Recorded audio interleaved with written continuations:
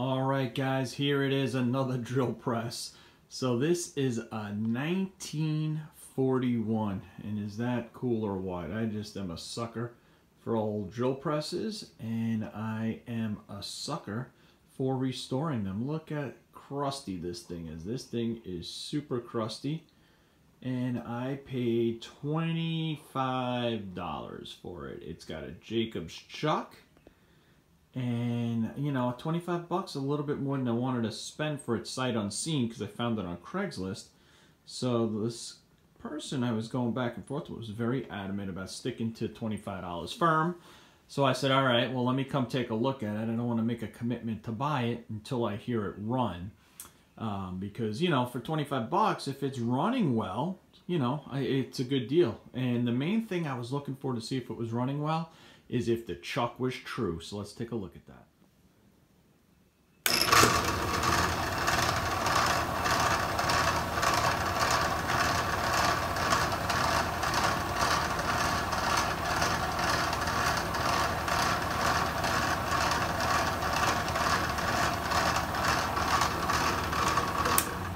So not too bad for a 1941 drill press. And at this point I was like, all right, 25 bucks, this looks like an awesome project. I really liked the way it had this little opening here. I apologize for the light, kind of gloomy day, and I'm in the garage here, but I thought that was really cool. So I took a look online when I got home to try to figure out the make of it, and as you can see here, it looked like there was something here. There's like 20 coats of paint on this, which is a good thing.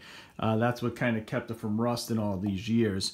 They said that they didn't know the make, but they thought it was out of an aircraft factory. So probably some small aircraft factory. They made some parts with it in the 40s and 50s. And when you see this opening here, what I found online is the Powercraft Deltas. A lot of them had that design. But after really just keep searching Google images and drill presses, and there's very little out there, this is a Power King.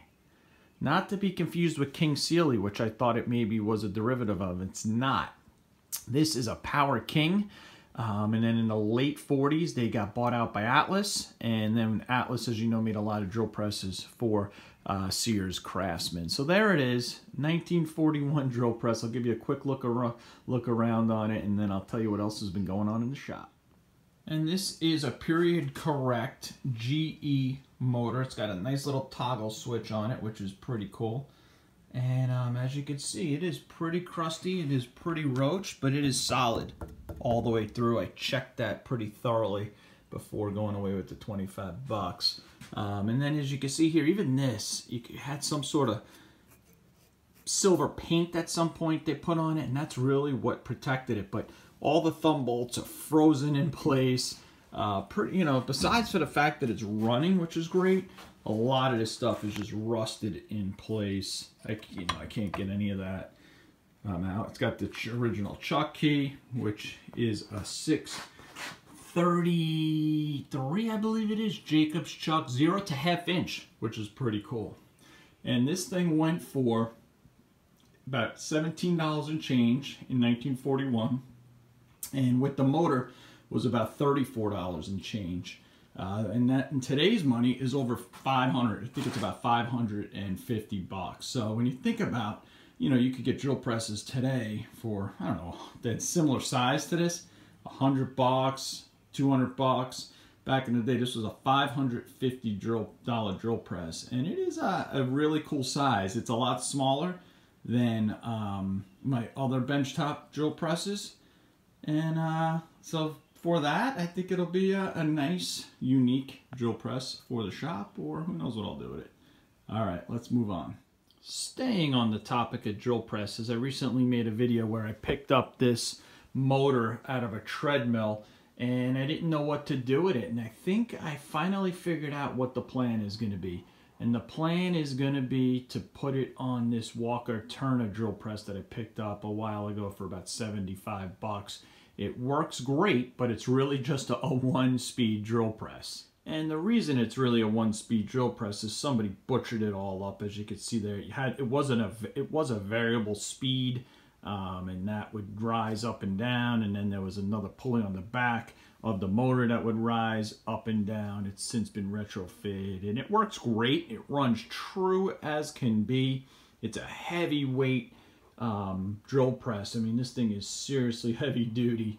Walker Turner Rockwell, and it is a 1/2-inch chuck as well with a 1/2 horsepower motor. So that will be the 2.65 horsepower motor, which will be variable speed, which this thing was originally meant to be. So if I do it correct, I could actually put the variable speed knob in there if I could wire it correct. Still use the power on-off switch and have it run with a variable speed motor.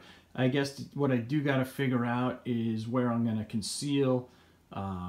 You know, that it requires some electrical components to reduce the AC current to the DC current, and then running the wires for the potentiometer, which is the knob that's going to go in there. So I think that'll be a fun, really fun project. And then getting the bracket is going to be really tough. Well, not tough, but it's going to be some fiddling around. I'm going to have to figure out how to mount the motor as well. And I don't weld. I don't have a welder, so I'll have to be creative when doing that. So stay tuned for that project, as I think I'm going to tackle that one first before I hit this little drill press, but who knows. And I finally had a chance to get some stuff listed on eBay, and I listed a lot of sockets, and these were beautiful, never used Craftsman sockets, laser etched as well as imprinted, and the chrome was just beautiful on them. I'll show you more about them later. And they came in this tool haul that I paid $230 for, so I knocked a little bit off of that. And this video was just so well received. People loved the Craftsman professional tools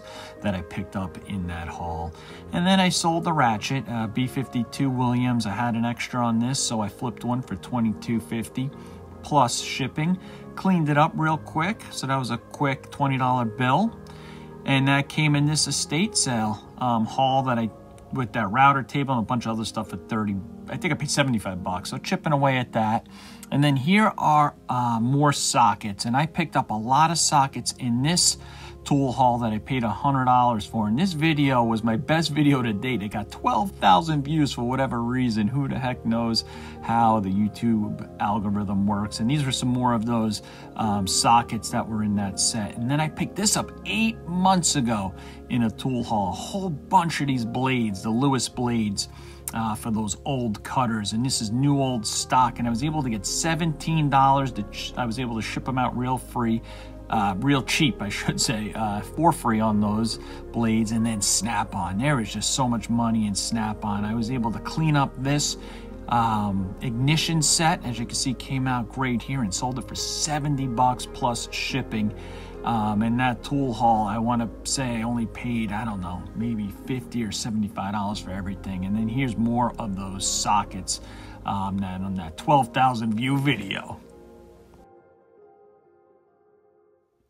So as you can see, I've been busy sorting sockets, a lot of sockets, selling sockets. But when I came across those sockets that I told you about, those G2s, with the laser engraving, I just could not sell them, and I'll show you them here in a second. I really love these Craftsman Tool Boxes that have the pull-out trays, and I always wanted one of these in the early 90s and whatnot. They were just always out of my price range. They went for several $100, $200, $300, $400, depending on what was in them, like the quality of the, whether it was the professional series and whatnot. And I picked this up not that long ago for basically nothing because it was empty. So I've been working on refilling it. It is missing the 1/2-inch drive draw, the 3/8. I'll probably be filling up shortly here, but let me show you these 1/4-inch ones underneath here. Are they beautiful or what? So I had all the sockets lined up on rails, and I was getting ready to sell them, and I said, these are just really nice. Let me see how they look in this set. And they just fit like a glove, and I couldn't sell them. So I had all of these almost ready to be sold, and I just couldn't do it. It was meant to be in this set, and I'm going to continue to restore it. So then at that point, I said, well, let me see what nut drivers I have. And I found some of the nut drivers that go in there, and these are all made in the USA. Everything in this tray is USA made, obviously. Then I found the handle for that drives the bits over here, and then I made sure to put a nice complete set of bits in there, and those I made sure once again were all USA made bits. Let's see. Yep, there they are, USA. So this is, and then I found this great old ratchet that fit in there like a glove that Daniel sent me the repair kit for a while back. And that just looks so sharp in there. And the last thing I just wanted to show you on these, and another thing, another reason why, what started me not to sell these is I don't have a 12-point deep 1/4-inch set. So that was the first thing I said, well, maybe I do want to keep that. And then that started it. But I just wanted to show you how nice these are. These are actually what they call a G2D. I'm very familiar with the G series. There's G series 2, but I've not familiar with the G2D. And they're just a nicer quality socket. And it's a pretty all-encompassing set. This goes from, on the metric size, 4mm, all the way up to 14mm. And then on the shorts, it actually has the 5.5. And it goes to a 9/16. So this is a really nice 1/4-inch set. And once again, these are all laser etched, and these are all that G2 series. So how to keep them, and just a little bit of backstory there. So what I'm going to do is see what those look like in here, and see if I'm going to end up selling those or keeping them as well. And there they are. Not much left on the rails, all ended up in here, and missing a couple. Just some oddball sizes, the smaller sizes on 6-point. You know, the 1/4-inch 5/16 are always hard to come by. The larger size on the 12-point, the 21mm, those are hard to come by. I actually had these 21 and 22s in the 3H drive. Those are really hard to come by in the Craftsman series as well. They didn't make them a lot. And then the smaller sizes, 6 and 7, were missing a lot. They usually started with 8, so those are hard to come by. And the 16mm, they skipped a lot, and that's probably why I'm missing it. I have it in the 12-point, but not in the 6-point. Put a couple of little accessories in there that were meant to go in there. The spark plug socket, it came out great. The eTorx sockets, and then this ratchet that I just love. I love the thumb wheel drive ratchets of the vintage Craftsman. These were always my favorite, and I mean, they're just great.